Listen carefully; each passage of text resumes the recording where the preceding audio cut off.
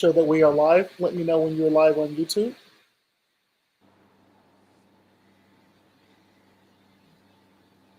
It doesn't show. Okay. There's usually a delay associated with it. But okay.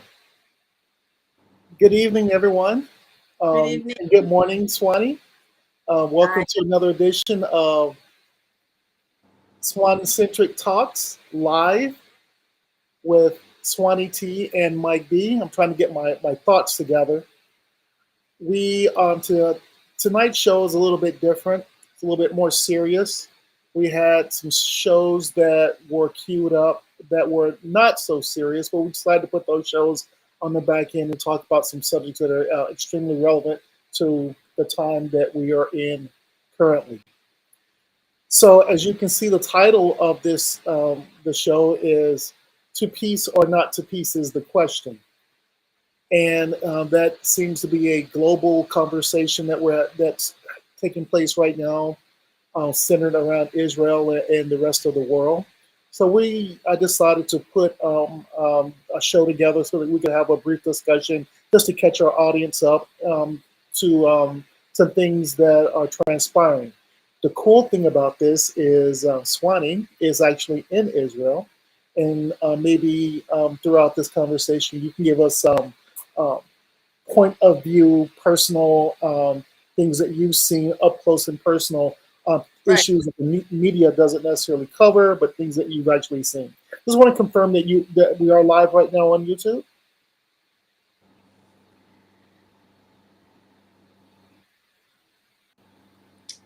No, it doesn't show right now.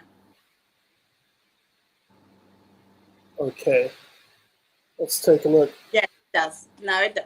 I refresh We're, it. we're, we're alive. Okay, good deal. Thank you so much.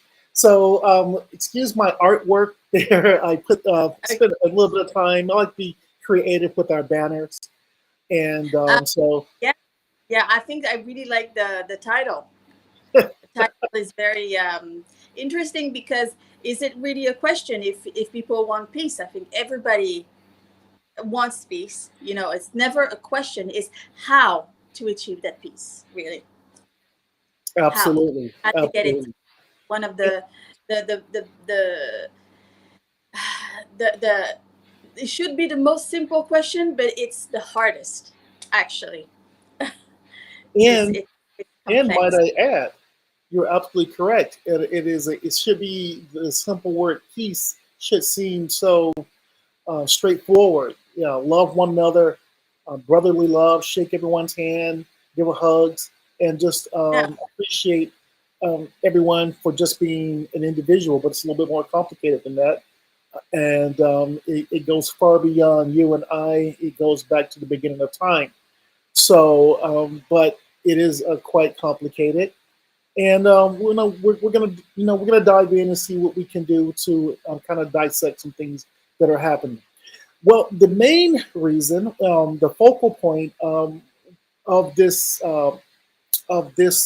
tonight's session is involving a situation that occurred last week, a few days ago actually, involving the remaining hostages.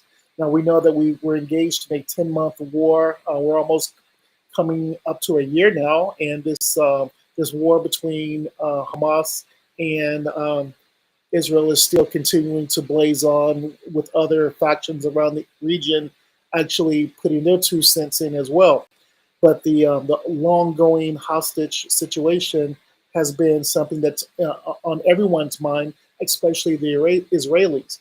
So before we do a deep dive, let me just catch everybody up to speed with recent events. So I'm going to share my screen and just we're going to play a 30-second clip just to get everybody up to speed as to what we're talking about. Here we go. okay. Thousands of Israelis are hoping to pressure Prime Minister Benjamin Netanyahu into accepting a deal for the release of the remaining hostages held by Hamas. The protests coming one day after the discovery of the bodies of 6 hostages, including that of Israeli-American Hirsch Goldberg Poland. Today, a sea of humanity converging on Tel Aviv, the largest of many protests across Israel. And tomorrow, the country's largest trade union calling for a general strike that could shut down the country. So That's devastating, and the whole country was really affected, really affected. And if you don't mind, I would like to tell their names respectfully. We and of have course we'll do a uh, 10-second moment of pause for yeah, the all victims. young lives, and they didn't have um, the pleasure to go on, unfortunately. Hirsch, Goldberg, Poland, Ori Dadino, Eden Yerushalmi, um, Carmel Gat, Alexander Lobanov, and Almog Sarusi. Let's do a 10-second moment of silence for these six.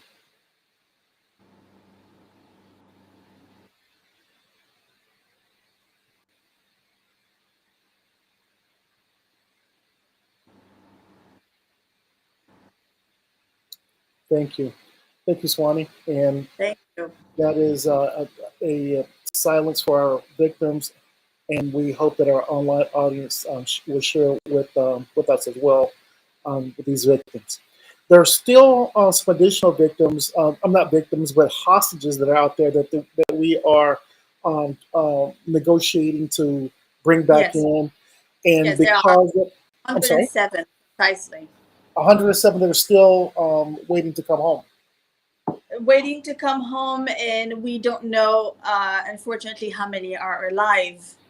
We don't know that there are 107 left, and we hope for their rescue. We hope for their return. We hope for a ceasefire, that they will be returned willingly. We all we Absolutely. have is hope right now. Always, all we have is hope.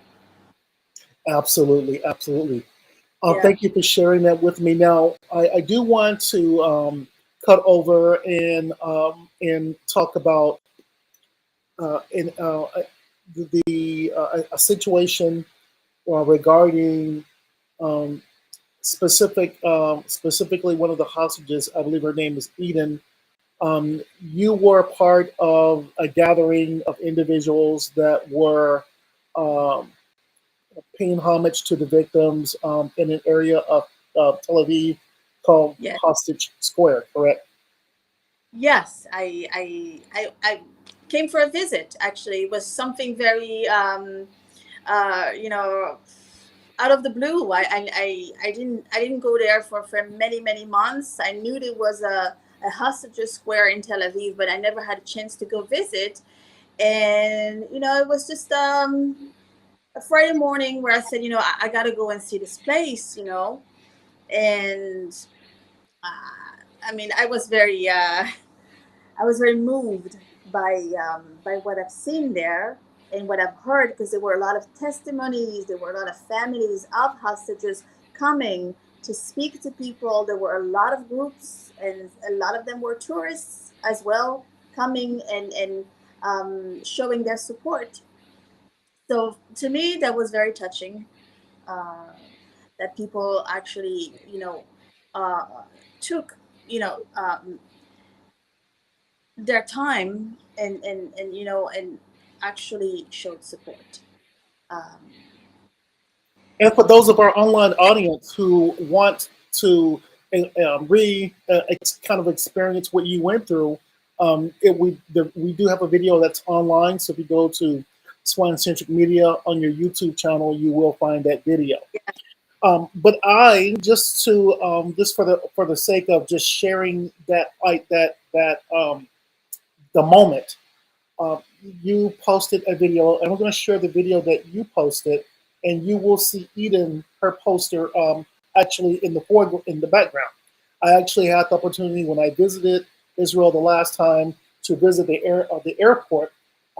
I do not have those images to share, but I did take some footage in the airport where the large sections of the walls and travel ways within the airport have um, collages of just pictures of hostages in public areas like the airport.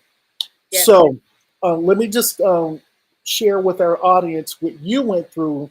That was a couple of months ago, I believe, down at the Hostage Square area of Tel Aviv. And then we'll cut back to our dialogue. Let's just share that. So I'm in Tel Aviv today. It's very hot. I decided to visit the Hostages Square. This is Eden Yerushalmi here. She's 24 and see really how it feels to be in one of those tunnels. I'm going to pause it for a second so that you can talk about the tunnel here.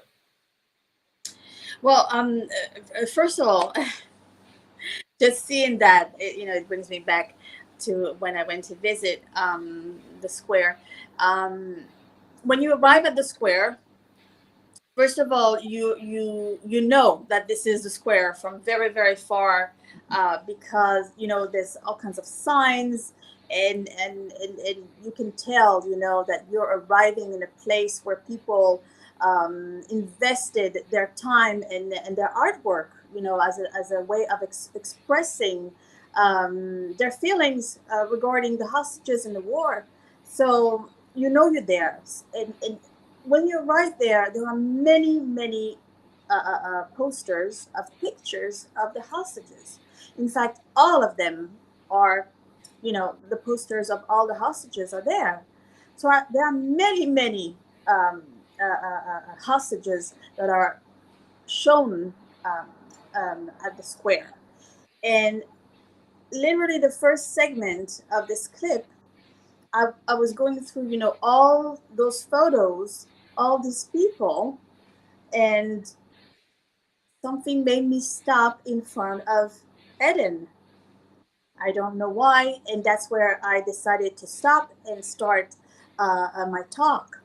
And that, that morning when we heard about the hostages, and one of them was Eden, I was made me feel very, very sad. It made me feel, I don't know, some kind of way, I don't know what made me stop in front of her photo. There was something maybe very touching about her youth and her, I don't know, something in her eyes maybe, and I just stopped there, and I just feel very, very sorry. I feel sorry. But to return to the tunnels. Let's speed up ahead now. Tell us a little bit about those tunnels. Look at that. Look how deep that is in there. Let's talk about that. Yeah, but I have to say, this tunnel is just a replica, and that's nothing compared to the actual tunnels. Okay. Of course, yes. Because when you go in, actually there is an end. There is light at the end of this tunnel. It looked really dark. It looks really dark. There isn't. Over there, it's horrific. I don't know how the ventilation is going on. That space. Just looking at the replica here, it looks pretty. But that's a replica. Yeah, how narrow it is, and we don't know. How many people at the beginning were put in there. Yeah, that's the tunnels, and I'm about to go in. Yeah, just and here's another angle here. I'm just kind of skipping ahead here. Actually, I'm just going to let the video play out. I'm completely shaken. I'm going to back it up just a little bit here. Just look at that. Look at that. Here we go. Look at that. Look at that. I don't even remember even seeing this. That's pretty. That's the actual height, and that's the actual, how narrow is this tunnel. Of course, we're gonna close it out. You had a little moment there. Yes, I did. Yes, I did, because you hear people and you hear the stories, and you're touched by the pain, because it's not just that you sympathize with them. It's also that you realize that it could have happened to anyone. Right. It could have happened to anyone. And when you are part of a nation, you come together and you say, I am not just sympathizing, I am also identifying with that pain. Right. I feel that pain because it could have been, and God forbid, my family, it could have been me, it could have been anyone. And people in Israel are very, very aware of this because you have to realize geographically, we are a very small country, right? I think it's smaller than the state of New Jersey. I'm from Or, Alabama. or I'm from same size member. Sorry? I'm from Alabama, one of the smallest states in the union, right? Alabama. Yeah. Alabama is 6 times as big as Israel. Okay, so there you go. Yeah. So there you go. So when things like that happen, we we feel it right Right. away as a Right. people. Um, but also, we're only, I don't know, 9 million in the country, 15 million Jews in the world. So we feel that. We feel that. We are literally, when you say we're one big family, we Yeah. are a family. We Right. feel like that. We go to the streets and we say, Eden, unfortunately, or Hirsch or Almog, they are our children. We feel that. And one thing is important to understand with the Jewish people is that historically, we we value each life, and it's very important to us. Following the Holocaust, each life is important to us. So, we are very, very, we were devastated, devastated. So thank you for sharing that. You and I talk all the time, but you're sharing this with our audience. Let's shift gears because you said a couple of interesting things, and I want to take what you said and kind of use that to lead into the next phase of this conversation. You indicated that because Israel is such a small country, everyone is treated like family. Small population, you know, small nation, small population. Everybody um, has this connection. Everyone is connected. We use that term, and um, we're going to kind of skim the surface of politics right now. Not do a deep dive, but just skim the surface. I want to go back to the video. I won't recue it, but the video regarding the protest. And matter of fact, um, I'm not going to.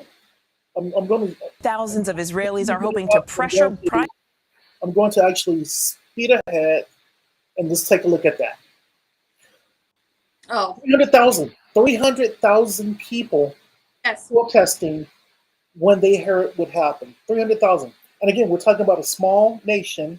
300,000 people packed in this. To me, it looks like an entire sea of nothing but like-minded people that are expressing their thoughts and expressing their pain and expressing their emotion for one, Yeah. 2, 3, 4, 6 Israelis that were lost. Now, again, 6 Israelis that were lost because every soul to an individual living in Israel, it's like missing a family. You're losing a Every family soul member. matters. Every life, every Right. soul, Absolutely. and we don't leave people behind. Um, yes, Israel was on strike.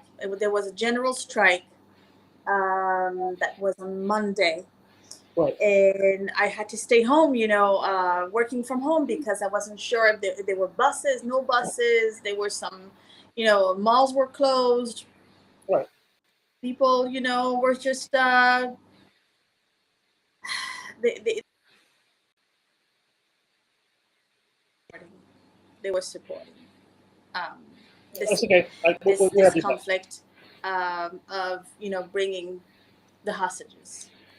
No, so I showed you. I gave our audience a look at the protests that were happening. You're actually on the front lines of all that to actually see it with your own eyes. Wish I was there with you. I really do. I want to talk about what I just showed you regarding the protest and what the protesters are saying. They're saying, and now again, we're going to skim the surface of what's happening. The consensus is the majority of those protesters were saying enough is enough. We need a ceasefire with Hamas so that we can bring home the rest of the hostages. So the Okay. protesters there. Can you hear me? Looks like we lost Swany. We're going to see if she can reconnect. And again, forgive us uh, with the technological issues we're having. I've got her back. There we go. Sorry about Okay. that. It happens. Yeah, it's okay. It's okay. I was able to get by for a couple of seconds until you reconnected. Look, Okay. I don't know if you caught what I said, but I'm just going to rephrase what I said before you be disconnected. The image that I showed with the protesters, the majority of the protesters are protesting the end of the Hamas um, conflict. They want a ceasefire in place so that we can so that um, Israel strikes an agreement with Hamas. We will stop with the conflict, put a pause to the conflict in exchange for returning the hostages. So that's what those protesters are saying. We want a ceasefire so that we can appease Hamas, and they will release the rest of the remaining hostages. So that's what those protesters want. Now, the government, meaning Netanyahu, Yes. he has a different stance on this. Am I correct so far? Because I want to make sure that I'm careful with how I Um, say what I'm saying. yes, yes, you are correct. But these are protests of anger, more I think, and frustration as to um, how long this war is going on. 11 months. It's the longest war in the history of Israel. And people are just calling for a deal. Just sign a deal already. But I think that it's not that simple. To sign a deal means a lot of things that are going to be involved in it, and Right. there's not just one side. There's another side, which is Sinwar, Right. uh, and the Hamas organization that are also um, demanding things that sometimes Israel, has to negotiate because it's Absolutely. So, with that being said, we know because we just saw the image of 300,000 Israelis protesting and asking for a ceasefire. So we know what the people want. Let's take a look and see what the government wants. I'm going to share a video with you. It's maybe a day or so old to get an idea of what Netanyahu's stance is regarding what happened with these six victims. Okay, allow me to yeah. clear this up, and then we'll come back. We'll have a little bit of a brief dialogue, objective dialogue, maybe a little subjective dialogue, and then we'll close it out. Okay. Let's go. I was asked whether I'm not doing enough to the release of hostages. Well, I want to set the record straight. On April 27th, Secretary of State Blinken said that Israel made an extraordinarily generous offer for a hostage deal. On May 31st, Israel agreed to a US-backed proposal. Hamas refused.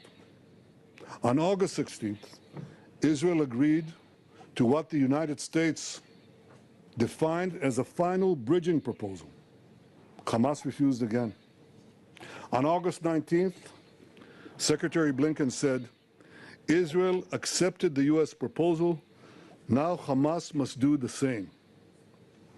On August 28th, that's 5 days ago, Deputy CIA Director said that Israel shows seriousness in the negotiations. Now Hamas must show the same seriousness. I want to ask you something. What has changed in the last 5 days? What has changed? One thing. These murderers executed 6 of our hostages. They shot them in the back of the head. That's what's changed. And now after this, we're asked to show seriousness? We're asked to make concessions? What message does this send Hamas? It says, kill more hostages, murder more hostages, you'll get more concessions. The pressure internationally must be directed at these killers, at Hamas, not at Israel. We say yes, they say no all the time, but they also murdered these people. And now we need maximum pressure on Hamas. I don't believe that either President Biden or anyone serious about achieving peace and achieving the release would seriously ask Israel to make these concessions. We've already made them. Hamas has to make the concession. Thank you very much. Toda rabba lachem. So I'm going to cut So back what to are your what you thoughts do. on this? I'm sorry? What are your thoughts on this speech? So I agree. I agree 100% with what he said. The speech was a long speech, but I cut out the important part, the part that made sense. I agree, but the reason why I agree, because, well, okay, because of my professional training, my professional training, which was that in law enforcement, says that you never ever negotiate with terrorists.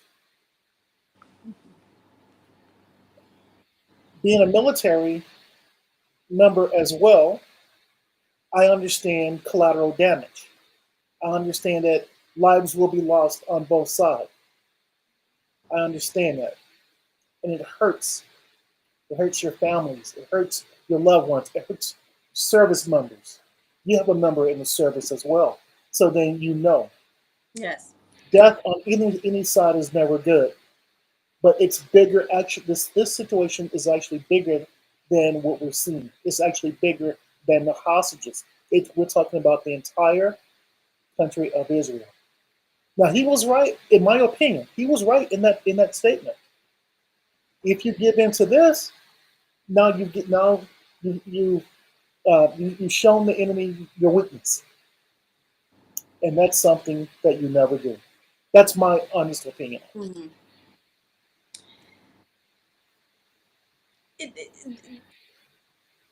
Honestly, I mean, I see both sides. I understand the speech, of course, and these are words of a man who is, leading his country, but leading the country to something that people are not certain anymore.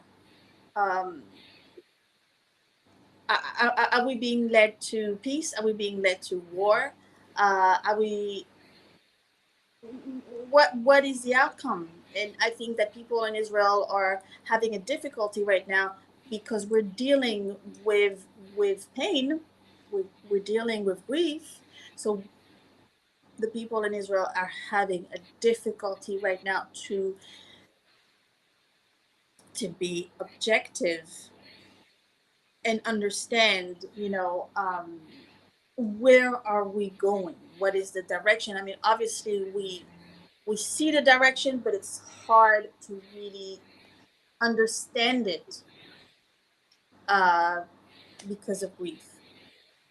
Because of grief. Yeah. Understood. Yes.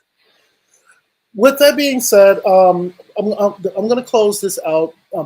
I could have gone in you and I could have gone in many directions regarding this show tonight. I think we put out some really good information. This is a very good dialogue. We could have went in many directions. My initial direction, again, I'm just going to skim the top. I'm not going to do any deep diving. From my upbringing, what is happening is prophetic. From a Christian perspective, it's prophetic. And what I am leery of, and I'll close it out at that. What I am leery of is I am leery of whoever it may be out there who comes with the answer.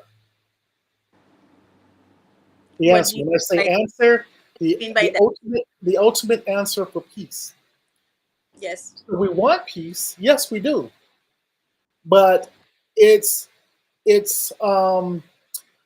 was a comment that was made in the media regarding one of the hostages' father. It's in the media. I'll just paraphrase it. I won't mention any names, but it was in the headline news this morning, and the family member said, and again, I want to let everyone know that everything that we talked about today, every image that we showed or shared was for fair use. Information that we've taken off the internet that was readily available to share off the internet, YouTube, and social media platforms. So it was used for fair use. But the headline was Israel needs to make that deal with Satan so that we can get Wow. conflict. So I'm paraphrasing. I'm not quoting it, but this is what Yeah. the headline said. It said Pretty to heavy. make Pretty the heavy. deal. Yeah, basically make the deal with the devil. Now I don't know what that meant. It's not I'm not going to dissect it. But even uttering such a phrase, in my opinion, my honest opinion, is something that I am leery of and something that you need to watch out for, because it's the person with the ultimate solution. That's probably the person we all need to be leery of. Just a little bit of knowledge there. That's I feel that this is worth thinking about it a bit more. Maybe in Yeah, a different that's time, a different podcast, but right, right. it's definitely something to think about. But the headline is out there, so it's out there on the internet, so you can dissect and do a deeper dive if you choose to do that. But I saw that when it was that is what actually prompted me to want to do this part to pivot from our other Right. topics to this topic. So just seeing that. Yeah. Anyway, with that being said, Sorry. really, Actually, I just want one more thing, and maybe to close the evening is to say, we started by asking ourselves to peace or not to peace, but maybe the question is to deal or not to deal. Do we make a deal or not? right. And that could be another question we need to ask ourselves. And And it goes to the what price do we need to pay? What and price? it goes to, Because Satan always is asking for a price. and you've heard the old saying, ages old. If the deal is too good to be true, it probably is. We hope for better days, If and it's I too good to be true, wish it's everyone. not a good deal. I was saying we hope for better days, and I wish everyone to have a safe evening or morning if you're starting your day, and just have quiet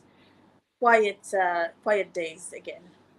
And blessings to the family of those victims, and we do Yes. pray that the remaining hostages come home alive and well, and we can move forward with That's the business at hand. Let's bring our hostages home. Thank you, everybody, for your time. We're going to close it out now. Thank you for this talk. Thank you. It was a pleasure working with you. Soon.